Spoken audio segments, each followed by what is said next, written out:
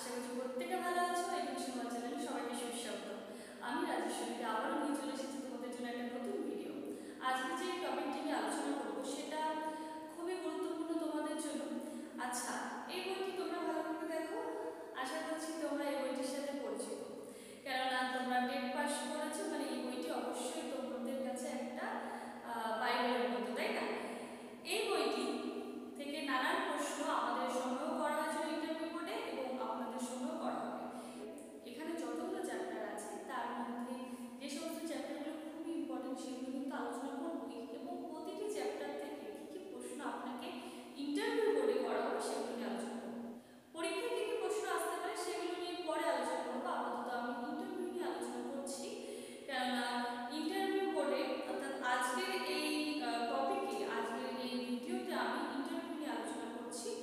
এর পরবর্তী ভিডিওতে আমি তোমাদের টেট পরীক্ষার জন্য কোন কোন চ্যাপ্টারগুলো পড়তে হবে সেগুলো নিয়ে আলোচনা করব।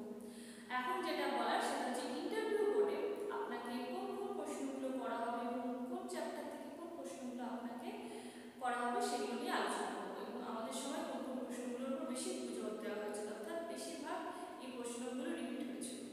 তাহলে চলো দেরি না করে শুরু করা যাক। প্রথম যে চ্যাপ্টার সেটা হচ্ছে শিক্ষার মনোবৈজ্ঞানিক ভিত্তি, অর্থাৎ সাইকোলজিক্যাল বেসিস অফ এডুকেশন। প্রথমে যেটা চ্যাপ্টারের নাম থেকেই প্রশ্ন যেটা আসে মনোবিজ্ঞান। মনোবিজ্ঞান থেকে শিক্ষা বিজ্ঞান রিলেটেড নানান প্রশ্ন ওনারা করতে পারে। মনোবিজ্ঞানের বুদ্ধিগত অর্থ, ঠিক আছে, এগুলো তোমাদেরকে ভালো করে জেনে যেতে হবে। প্রজ্ঞা কি, প্রজ্ঞা শব্দটি প্রথম কে ব্যবহার করেছেন, কত সালে, প্রজ্ঞা বলতে কি বোঝায়, এগুলো নিয়ে আপনাদেরকে প্রশ্ন করতে পারে, কারণ আমাদের সময় প্রশ্ন করা হয়েছিল। কয়েকটি আধুনিক শিক্ষা পদ্ধতির নাম বলুন এবং সেটি শ্রেণীকক্ষে আপনি কি করে প্রয়োগ করবেন সেটা নিয়েও আলোচনা করব। ক্লিনিক্যাল পদ্ধতি বলতে কি বোঝায়, সার্ভে পদ্ধতি, পরীক্ষণমূলক পদ্ধতি, এবং এই সমস্ত পদ্ধতিগুলো আপনি আপনার শ্রেণীকক্ষে বা বিদ্যালয়ে বাচ্চাদের জন্য কি করে ব্যবহার করবেন, কি করে প্রয়োগ করবেন। নির্মিতিবাদ কি, অ্যাম্বিভার্ট কি, এই সমস্ত থিওরি যে প্রশ্নগুলো সেগুলো তো আসে। এছাড়া সাইকোলজিক্যাল থেকে যে সমস্ত পার্টগুলো আপনাদেরকে জিজ্ঞাসা করা সেগুলো হচ্ছে সিচুয়েশন বেসড প্রশ্ন আপনাদেরকে ইন্টারভিউ বোর্ডে করা হয়, শ্রেণীকক্ষ ম্যানেজমেন্ট। নির্মিতিবাদ কি এবং অ্যাম্বিভার্ট কি, এ ধরনের ইংরেজি টার্ম আপনাকে জিজ্ঞেস করতে পারে। তাই আপনার যদি বইটি ভালো করে পড়া থাকে আপনি অবশ্যই সেটি বলে আসতে পারবেন। কৃষ্টি কি, প্রবৃত্তি কি ধরনের প্রক্রিয়া, প্রবৃত্তি বলতে কি বোঝো। এই ধরনের প্রশ্ন করার একটাই মানে আপনি কতটা আপডেট সেটা ওনারা জানতে চাইবেন বা দেখতে চাইবেন, আর কিছুই না। এবং কিছু কিছু প্রশ্ন যেমন এই পদ্ধতিগুলো আপনি তো বইতে পড়েছেন, ঠিক আছে, বইতে পড়ে আমরা পরীক্ষা লিখে এসে নাম্বার পেয়ে গেলাম,